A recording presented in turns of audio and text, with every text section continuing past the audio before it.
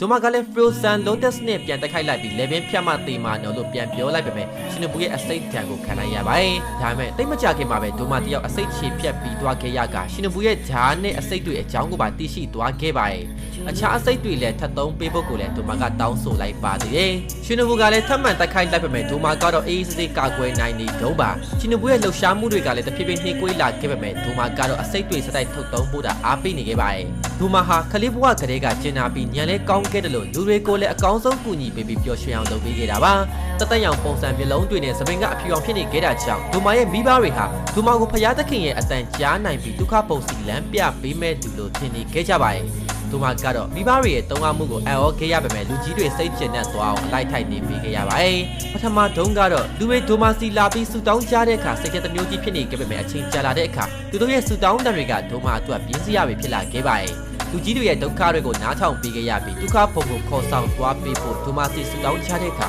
ဒိုမာတယောက်တကယ်မရှိတဲ့ဒုက္ခပုံကိုဆူတောင်းနေချတဲ့လူတွေကိုကြည့်ရင်တနာလာပြီးမျက်ရည်တွေပါကျလာခဲ့ပါတယ်။ဒါကြောင့်ပဲနဖျားဆိုတာတကယ်မရှိဘူးလို့ဒိုမာကတွေးရင်တနာစရာကောင်းတဲ့လူတွေကိုကဲတင်ပေးဖို့အတွက်ဒိုမာကပဲအကုန်လုံးကိုတက်ပြီးစားသုံးပေးခဲ့ပါတယ်။ရှင်နဘူရဲ့အစိတ်တွေကလည်းဒိုမာအပေါ်အလုံးမဖြစ်တော့တယ်လို့ရှင်နဘူတယောက်အတော်လေးလဲမောခိုင်လို့နေခဲ့ပါပြီ။တကယ်တော့ရှင်နဘူရှူသွင်းနေတဲ့လေတူထဲမှာဒိုမာရဲ့သွေးမိတ်ဆာအစွမ်းတွေပါဝင်နေခဲ့တာပဲဖြစ်ပါတယ်။ဒါကြောင့်ပဲရှင်နဘူတယောက်အစိတ်ပေါင်းစုံကိုတပြိုင်တည်းထိုးသွင်းမှဖြစ်မယ်ဆိုပြီး insect breeding dance of dragonfly through flutter နဲ့ဒိုမာကိုတိုက်ခိုက်လိုက်ပါတယ်။ဒိုမာကလည်းရှင်နဘူကအမြန်ဆုံးဟာရှီယာဖြစ်ရမယ်ဆိုပြီးချီချူလို့မဆုံးသေးခင်မှာပဲရှင်နဘူတယောက်ရှင်ဘတ်ထဲကနေသွေးတွေထွက်လာခဲ့ပါတော့တယ်။ရှင်နဘူရဲ့လှုပ်ရှားမှုအမြန်နှုံးနေတာဆိုရင်အစိတ်မတုံးပဲခေါင်းကိုဖြတ်ဖို့ကြိုးစားသင့်တယ်လို့ဒိုမာကဆိုပါတယ်။ဒါပေမဲ့ရှင်နဘူဟာလူကောင်တေးလေးမို့လို့ရှားချင်မှလည်းရှားမှပါလို့ဒိုမာကချက်ပြောပြီးတောင်ရှိလို့နေခဲ့ပါတယ်။ဒီစကားကိုကြားလိုက်ရတဲ့ရှင်နဘူကတော့သူ့ရဲ့ခန္ဓာကိုယ်သေးကွေးမှုအပေါ်ငယ်ကလေးကနောင်တရခဲ့တဲ့ပုံရိပ်တွေကိုပြန်မြင်အောင်လာခဲ့ပါတယ်။ခိမဲကြီးမာလို့သာခန္ဓာကိုယ်ကြီးမားခဲ့ရင်ဆိုပြီးရှင်နဘူလည်းတွေးနေမိခဲ့တဲ့အချိန်မှာပဲ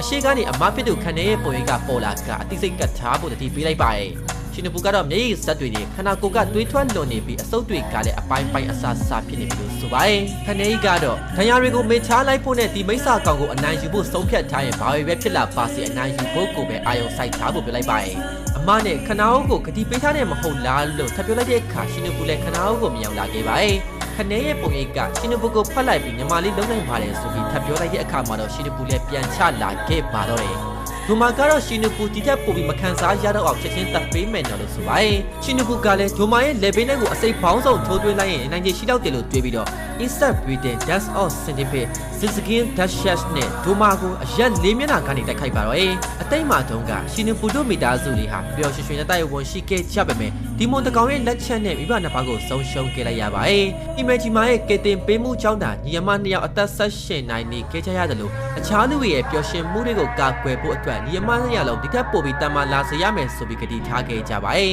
။နောက်ဆုံးမှာတော့ရှင်နဘူတယောက်ဒိုမာရဲ့လေပင်တဲ့အစိတ်တွေထဲသွင်းနိုင်သွားခဲ့ပြီးတော့ apparent demon ကိုအနာယူနိုင်ခဲ့ရင်လူအသက်ပေါင်းရှာချီကဲတင်ပေးနိုင်မယ်လို့တွေးမိရင်အောက်ကိုပြုတ်ကျလို့လာခဲ့ပါတယ်